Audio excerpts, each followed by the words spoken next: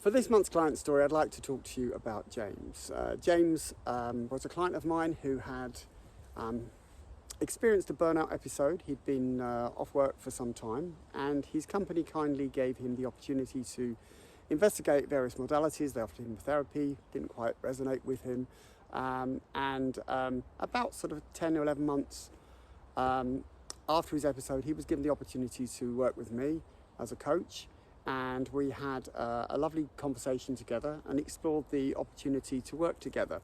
And I think really from having a conversation with James, what he liked about the approach was we decided that we, rather than kind of focus on a return to work, we would really just focus on exploring his life. And also look at the choices that he had. And in addition to that, sort of come up with some strategies together and work out a way for him to be able to sort of manage situations that he experienced on his sort of lead up to his episode, if you like, and be able to develop strategies and tools for him to be able to navigate should he experience similar things in the future. So I think what James liked about the approach that we figured out together was I put in place a number of frameworks for him to work around. He was a particularly logical person. He liked a more structured approach, so we implemented frameworks, common language, and this was really vital for James in terms of his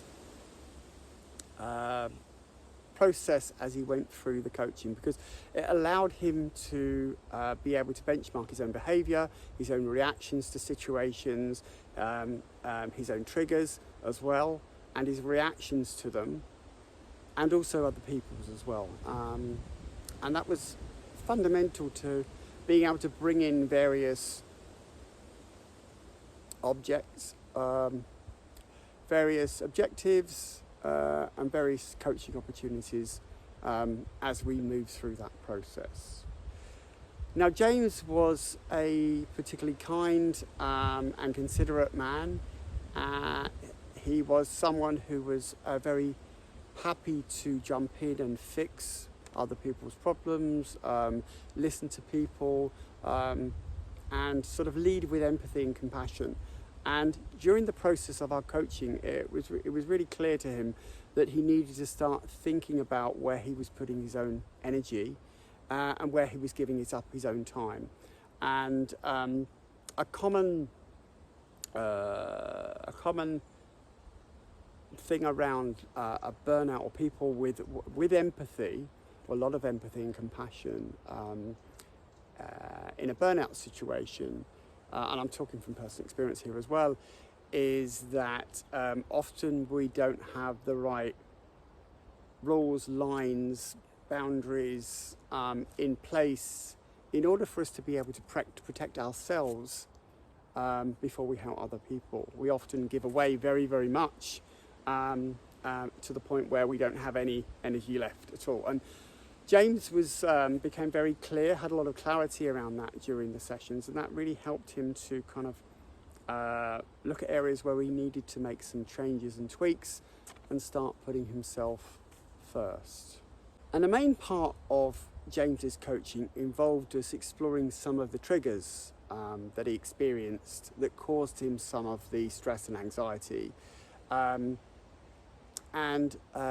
James came up with a lovely metaphor around what he said was it felt like he was unpicking a very large ball of wool with various strands of wool that were coming off, and those strands would be attached to emotions. And James wasn't always necessarily comfortable about talking about emotions and where they come from, and obviously as a coach we need to be very careful about where we cross the line and talk about in terms of sort of exploring emotions and past history. But what it allowed him to do was to be able to focus on the emotions that were attached to these metaphorical strands of wool, and then feel comfortable enough to be able to explore the emotions themselves and how they were impacting him and how they were impacting his interactions with people and situations, etc.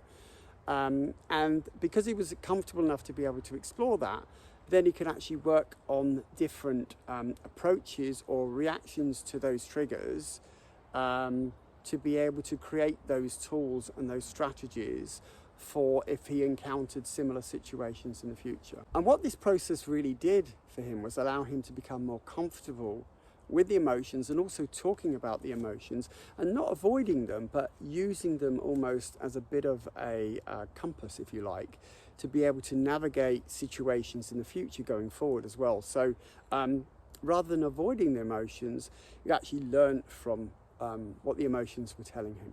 When I caught up with James recently and we discussed some of the benefits that he got out of the coaching, he provided me with a kind of a list of multiple benefits that he experienced. I think the first one was really being able to put himself first and not put other people first. That was really, really vital.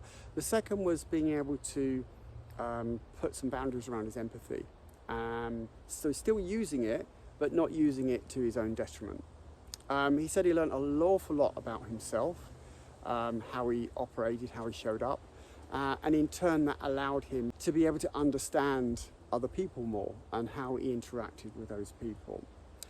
He was able to create a number of different tools and strategies as a result of the coaching, which he still uses today.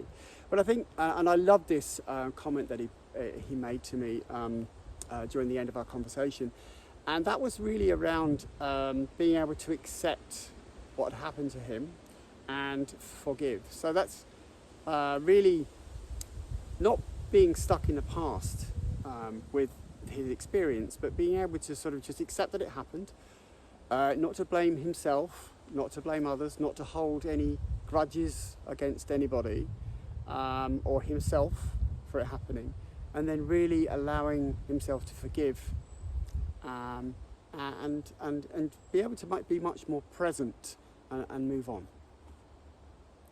Now, if you have any questions about this video in relation to burnout, I know it's a common topic that often we avoid talking about, but I'll be happy to answer any questions about the video, about your experience with burnout. Any comments, please feel free to reach out to me. You can look out for my newsletter, you can sign up to it via my website. And if you've got any other questions about coaching, I'll be happy to answer any of them. Thank you.